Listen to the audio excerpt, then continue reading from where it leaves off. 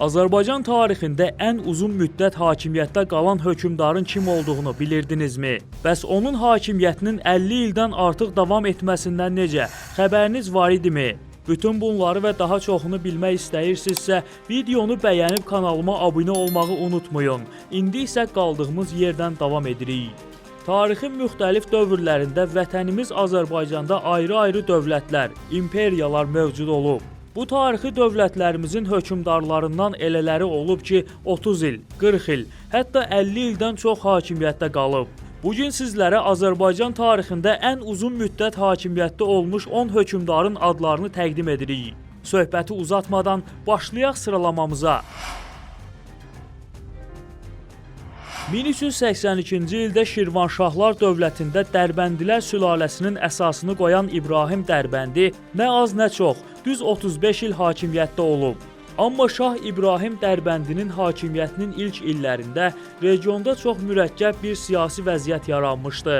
Şimalda Toxtamış xanın hökmdarı olduğu Qızılorda dövləti, cənubda isə Şərqin böyük bir hissəsini fəth etmiş Əmir Teymur. Bu vəziyyətdə 1-ci İbrahim seçim etməli idi.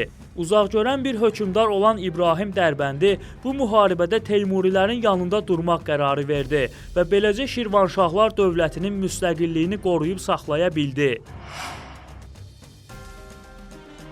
1160-1197-ci illər aralığında Şirvanşahlar dövlətində hakimiyyətdə olmuş 1-ci Aksitanın dövründə dövlət həm iqtisadi, həm də siyasi baxımdan xeyli möhkəmlənmişdi. Onun hakimiyyətinin ilk illərində dövlətin paytaxtı və əsas şəhəri olan Şamaxıda ticarət və sənətkarlıq durmadan inkişaf edirdi.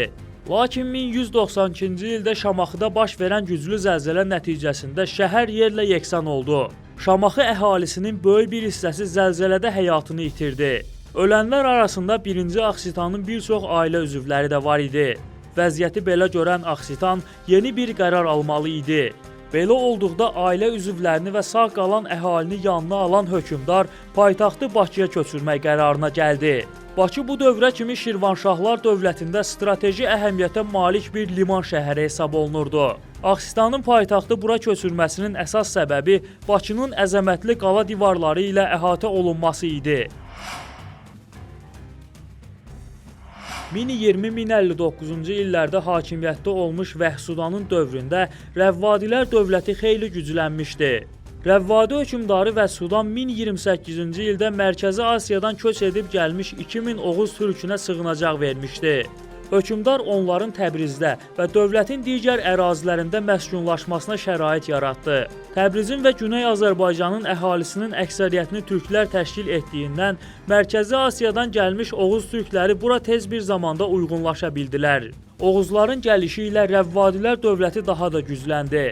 Vəhsudan Oğuzlara dost münasibəti bəsləyirdi, hətta dövlətin ən bərəkətli torpaqlarını onlara vermişdi. Təbii ki, Vəhsudanın dostluq siyasəti səbəbsiz deyildi. O, döyüşkən Oğuz türklərinin gücündən istifadə edib Bizans imperiyasına hücum etmək və daxildəki iri feodalları zərərsizləşdirmək istəyirdi. 642-681-ci illər aralığında Albaniyanı idarə etmiş Cavanşirin hakimiyyəti illərində dövlət həm iqtisadi, həm də siyasi baxımdan özünün ən qüdrətli dövrlərini yaşayırdı. Diplomatik yollarla həm Bizans və Sasani imperiyaları, həm Xəzər xaqanlığı, həm də Ərəb xilafəti ilə münasibətləri qaydasına salan Cavanşir, hakimiyyətdə olduğu 39 illik dövrdə Albaniyanı Şərqin ən qüdrətli dövlətlərindən birinə çevirmişdi. Lakin onun ölümündən sonra dövlət zəiflədi və sonrakı hökmdarların hakimiyyəti illərində xarici qüvvələrin hücumlarına məruz qaldı. 1136-cı ildə Azərbaycan torpaqlarında yeni bir dövlətin əsasını qoyan Atabəy Şəmsəddin Eldəniz 39 illik hakimiyyəti dövründə qüdrətli bir imperiya yaratdı. Atabəylər dövləti ilk vaxtlarda İraq Səlcuqlu sultanlığından asılı vəziyyətdə idi. Lakin Sultan Məsudun ölümündən sonra Eldəniz tam müstəqil siyasət yeritməyə başladı. 1139-cu ildə Gürcülər tərəfindən işğal olunan Gəncə azad olundu. Bu qələbəsindən sonra ona Şəmsəddin, yəni dinin günəşi ləqəbi verildi.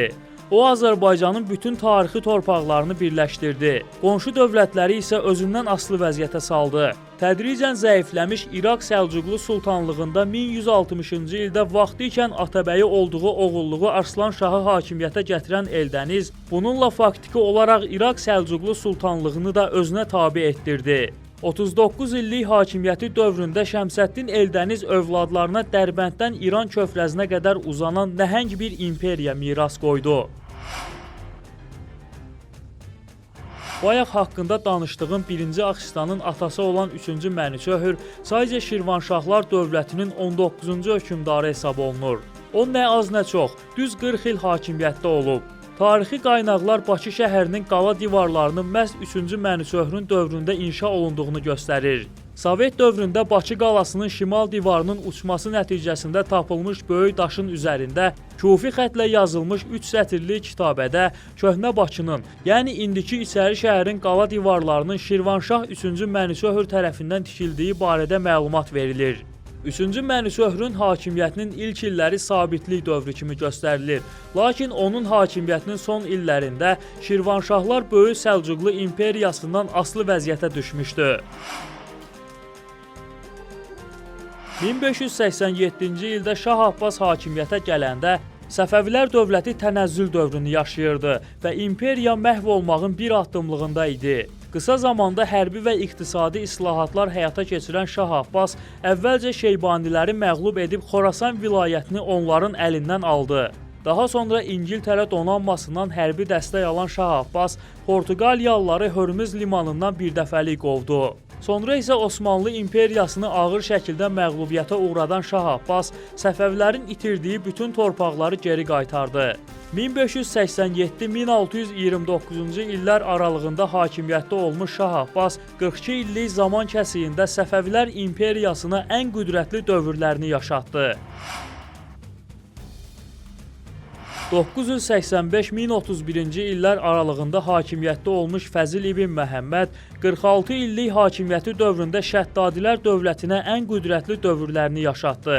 Fəzil həm də Şəddadilər dövlətində öz adına pul kəstirən ilk hökmdar idi. Fəzilin hakimiyyəti illərində Şəddadilər dövlətində xeyli abadlıq quruculuq işləri görülmüşdü. Rəvvadilərlə müharibə şəraitində olan Fəzil İbn Məhəmməd ordusunun rahat hərəkət etməsi üçün 1027-ci ildə Araz çayı üzərində Xudafərin körpülərinin inşa olunmasına göstəriş verdi. Tarixçi Həmdullah Qəzvini yazır ki, körpülərin adı Xuda afərindir. Bu da hərfi tərcümədə Allah tərəfindən yaradılmış deməkdir. Qəzvini ehtimal edir ki, bu ad körpülərə qeyri-adi memarlıq xüsusiyyətlərinə görə verilib. 1417-ci ildə Şirvanşah 1-ci İbrahim Dərbəndinin ölümündən sonra hakimiyyətə onun oğlu 1-ci Xəlilullah gəldi. Xəlilullah atası İbrahimdən də daha çox, düz 48 il hakimiyyətdə qaldı. Lakin Xəlilullahın hakimiyyəti illərində Şirvanşahlar əvvəlcə Teymurilərdən, sonra isə Qaraqoyunlu dövlətindən asılı vəziyyətə düşdü. Amma bununla belə 1-ci Xəlilullah mürəkkəb siyasi vəziyyətdə Şirvanşahlar dövlətinin varlığını qoruyub saxlaya bildi. 1465-ci ildə Xəlilullah Şirvanşahların paytaxtı Bakıda vəfat etdi. Elə burada da dəfn olundu. Hakimiyyətə isə onun oğlu Fərrux Yasar gəldi. 1524-cü ildə Şah İsmail vəfat etdikdən sonra hakimiyyətə onun 10 yaşlı oğlu Təhmasib gətirildi. Təhmasibin hakimiyyətinin ilk illəri Osmanlı Sultanı Süleymanın Azərbaycana yürüşləri dövrünə təsadüf edir. Bu yürüşlərdə uğur qazana bilməyən Osmanlı imperiyası 1555-ci ildə Amasiyada Səfəvilərlə sülh müqaviləsi bağlamağa məcbur oldu. Şah Təhmasibin hakimiyyətinin ilk illəri mürəkkəb siyasi dövrü əhatə edirdi. Daha sonra idarəetmə səriştəsi artan Təhmasib islahatlar apararaq Səfəvilər dövlətini xeyli inkişaf etdirdi. Onun 52 illik hakimiyyəti dövründə gördüyü yadda qalan işlərdən biri də Səfəvilər dövlətinin paytaxtının Təbrizdən Qəzvinə köçürülməsi olub. Və sonda onu da qeyd edək ki, Şah Təhmasib 52 illə Azərbaycan tarixində ən uzun müddət hakimiyyətdə olmuş hökmdar hesab olunur. Ümid edirəm hazırladığım bu video araşdırma xoşunuza gəldi. Əgər belə araşdırmaları davamlı şəkildə hazırlamağımı istəyirsinizsə, videonu bəyənib kanalıma abunə olmağı unutmayın. Sona qədər izlədiyinizə görə minnətdaram.